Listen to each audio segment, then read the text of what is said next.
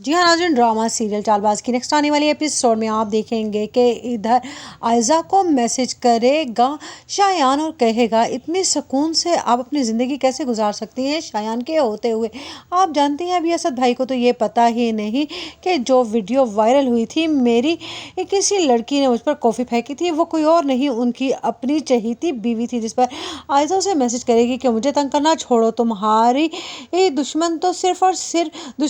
और सिर्फ अनाया और रूहान, शायान और ईशा से है, मुझसे तो तुम्हारा कोई वास्ता ही नहीं है, इसलिए बेहतर यही होगा कि मुझसे दूर रहो। उधर आप देखेंगे कि असद कहेगा कि आखिरकार क्या बात है आयज़ा, तुम्हें मैसेज पर मैसेज आते हैं और कभी कॉल, कौन से रोल नंबर हैं ये, मुझे भी तो दिखाओ ज़रा, आज मैं ये पता लगा ही लूँ कि ये इंसान है कौन जो तुम्हें परेशान कर रहा है। इधर आयज़ा के हाथ कपकपा जाएंगे क्योंकि वो जानती है अगर शायान के मैसेज असद पढ़ लेगा तो उसका अपना घर भी मुश्किल में आ जाएगा। उधर आप देखेंगे कि रूहान अपने चचा से कहता है, मैं एक बात जानना चाहूँगा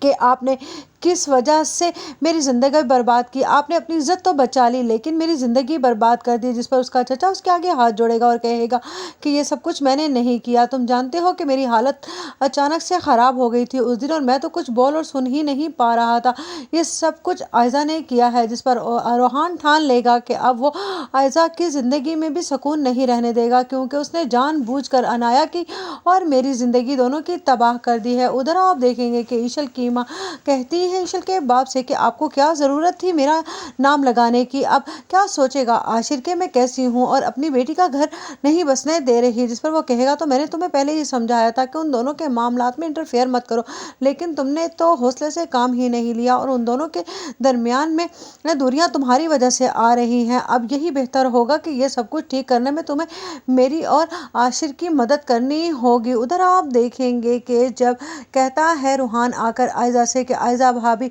इस सारे किए की कसूरवार आप हैं और आपको तो